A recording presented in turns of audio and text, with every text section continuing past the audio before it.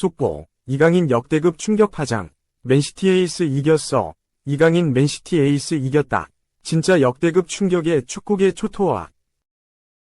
이강인, 23. 파리 생제르맹, 2. 제로톱 역할로도 프랑스 리그 1위 인정을 받았다. 리그 1 공식 소셜미디어 계정은 3일, 한국 시간 2024에서 2025 시즌 6라운드 2주의 팀을 발표했다. 이강인도 4-3의 3포메이션에서 최전방 한 자리를 당당히 차지했다.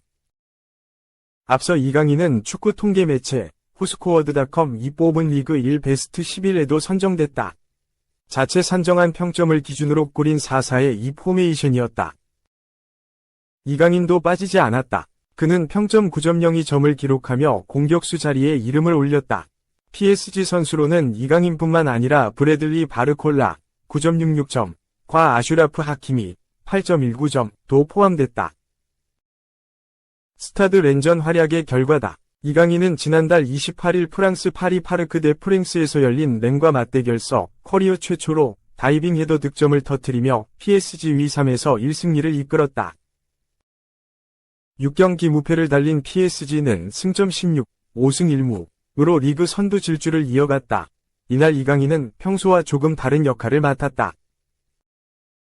그는 최전방 공격수로 배치되면서 바르콜라, 우스만 덴벨레와 함께 3톱을 형성했다.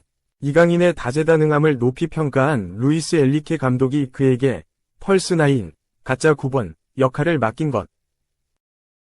엘리케 감독의 선택은 옳았다. PSG는 초반부터 매섭게 몰아붙였고 이강인과 함께 뜨거운 공격력을 뽐냈다.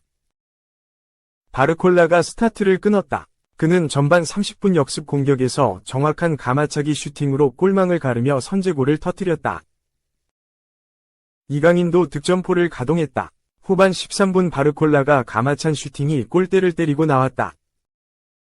뛰어들던 이강인은 이를 놓치지 않고 다이빙 헤더로 마무리하며 2에서 0을 만들었다. 이강인의 시즌 3호 골이자 2라운드 몽펠리에전 이후 약 한 달 만에 나온 득점이었다. 바르콜라가 멀티골을 뽑아냈다.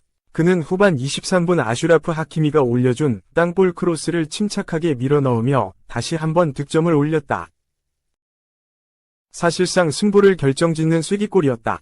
PSG는 이후 페널티킥으로 한 골 내주긴 했지만 그대로 3에서 1승리를 신고했다. 제로톱으로 나선 이강인의 활약이 돋보였다. 그는 풀타임을 소화하며 경기장 곳곳을 부지런히 누볐고 정확한 롱패스와 센스 있는 연계 플레이로 팀 공격을 이끌었다. 축구 통계 매체 풋몹에 따르면 이강인은 한 골, 기회 창출 7회, 드리블 성공률 100%, 2분의 2, 지상 볼경합 승리 7회, 11분의 7 등을 기록했다. 엘리케 감독도 이강인을 공개적으로 극찬했다. 그는 이강인은 정말 다재다능한 선수다. 그는 우리의 플레이 방식에 있어 매우 중요한 자질을 지니고 있다. 상대가 아무리 압박해도 공을 잃지 않는다 라고 말했다. 또한 엘리케 감독은 이강인은 자유롭게 뛰었고 공간을 잘 차지했으며 팀원들을 빛나게 했다. 이강인은 특별했고 여우처럼 영리하게 골을 넣었다. 그는 똑똑하고 일관적인 활약을 펼쳤으며 필요할 때 공을 지켰다.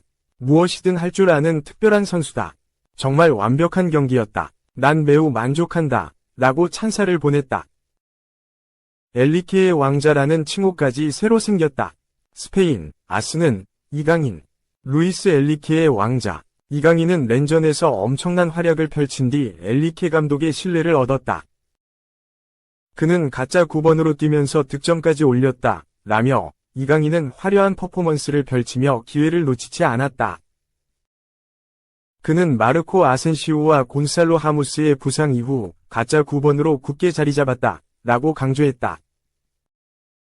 낯선 역할에서도 재능을 뽐낸 이강인은 리그 1 공식 2주의 팀에도 이름을 올렸다. 이강인 외에는 조너선 데이비드, 바포데 디아키테, 이상릴, 마르키뉴스, 하키미, 자이르 에메리, 바르콜라, 네베스, 디에구 모레이라, 스트라스부르, 조안 르페낭, 낭트, 브리스 삼바, 랑스가 선정됐다. 2. 송종국 이후 22년간 UCL 원정승 없었던 페이노르트, 황인범과 징크스 깼다. 지로나 3에서 이재학. 황인범이 선발 풀타임을 소화한 페예노르트가 난타전 끝에 지로나를 제압했다. 3일 오전 1시 30분 지로나에 위치한 에스타디 몬틸리비에서 2024-2025 유럽 축구연맹 챔피언스리그 리그 페이즈 2차전을 치른 페예노르트가 지로나에 3에서 2로 승리했다. 이로써 페예노르트는 2002년 이후 무려 22년 만에 챔피언스리그 원정 승리에 성공했다. 지로나는 보얀 미오브스키, 빅토르 찌간코프, 도니 반더비크, 브리안 힐, 이반 마르틴, 양겔 헤에라, 아르나우 마르티네스, 다비드 로페스 실바, 라디슬라프 크레이치, 미구엘 구티에레스 오르테가, 파올로 가사니가가 선발 출전했다.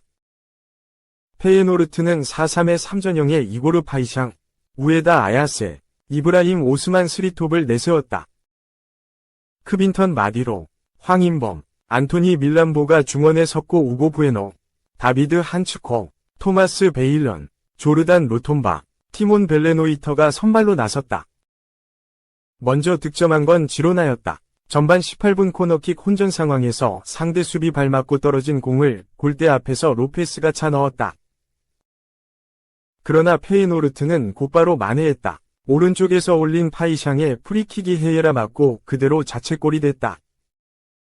이어 페예노르트가 역전에 성공했다. 전반 33분 지로나의 후방 빌드업을 차단한 뒤 전방에서 공을 받은 밀란보가 밀어넣으며 역전골을 터뜨렸다. 2분 뒤에는 페널티킥까지 얻어내며 달아날 기회를 잡았지만 키커 오에다의 슛이 가자니가의 선방에 막혔다. 후반 18분에는 황인범이 하프라인 부근에서 상대 공격을 저지하려다가 깊은 태클을 가해 경고를 받기도 했다. 지로나는 후반 27분 반더비크의 동점골이 터지면서 추격에 성공했지만 또다시 자책골을 허용하며 무너졌다. 센터백 크레이치가 왼쪽에서 올라온 크로스를 처리하려고 발을 댔지만 오히려 가까운 쪽 포스트로 빨려 들어갔다. 페예노르트는 후반 34분 결정적인 추가골 기회를 놓쳤다.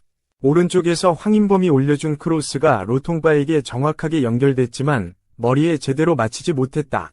그러나 한 골 차 리드를 지켜내며 승리를 챙기는 데 성공했다. 이로써 페예노르트는 22년 동안 이어진 챔피언스리그 원정 무승을 깨는 데 성공했다. 페예노르트의 마지막 원정 승리는 2002년까지 거슬러 올라가야 한다. 당시 뉴캐슬 유나이티드를 1에서 0으로 제압했고 송종국도 이 경기에서 활약한 바 있다. 22년 뒤 송종국에 이어 황인범이 올 시즌 페예노르트 유니폼을 입고 원정 승리에 일조했다. 3. 펩도 못 살린 900억 MF. 사고 쳤다. 절도죄로 검거. 마테우스 누네스가 지난달 절도죄로 경찰에 검거됐다는 사실이 뒤늦게 전해졌다. 1998년생 포르투갈 국적의 미드필더 누네스가 맨체스터 시티로 향한 것은 지난 2023-24 시즌이었다. 자국 리그 이스토릴 프라이아에서 두각을 드러낸 그는 2022에서 23 시즌을 앞두고 프리미어리그 울버햄튼으로 이적했고 합류와 동시에 주전 자리를 차지하며 팀의 에이스로 등극했다. 큰 부상 없이 꾸준히 경기에 출전하며 PL 수입급 미드필더로 발돋움했다. 박스투박스 유형의 미드필더인 그는 특유의 활동량과 공격 가담 능력으로 울버햄튼 중원에 활기를 불어넣었다. 2022에서 23 시즌 최종 기록은 39경기 1골 1도움. 그리고 그의 활약을 주시해온 맨시티가 6,200만 유로, 약 908억 원, 위 이적료를 투자하며 그를 영입했다. 계약 기간은 무려 5년. 비록 펩 과르디올라 감독이 원한 영입은 아니었으나 선발과 교체를 오가며 경기에 나섰다. 그러나 활약은 미미했다. 비슷한 유형의 마테오 코바치치에 밀려 주로 벤치에 머물렀고 막대한 이적료에 비해 활약은 아쉬웠다. 2023에서 24 시즌 최종 기록은 29경기 5도움. 또한 설상가상으로 올 시즌을 앞두고 베테랑 일카이 귄도안이 영입되며 입지는 더욱 좁아졌다. 기대 이하의 활약을 펼치고 있는 누네스. 약 한 달 전 경기 외적인 사고를 쳤다는 소식이 뒤늦게 공개됐다.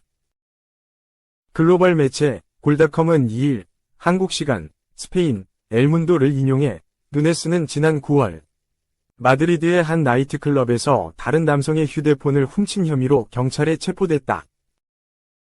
포르투갈 대표팀에 승선하지 못한 그는 A매치 휴식기 동안 마드리드에서 주말을 보내고 있었고, 클럽의 화장실에서 58세 남성의 휴대폰을 훔친 것으로 전해졌다. 누네스는 해당 남성이 동의 없이 자신의 사진을 찍으려 했기 때문에 휴대폰을 뺏었다라고 주장했다. 이후 그는 보석금을 내고 풀려나기 전까지 감옥에 수감돼 있었다, 라고 보도했다.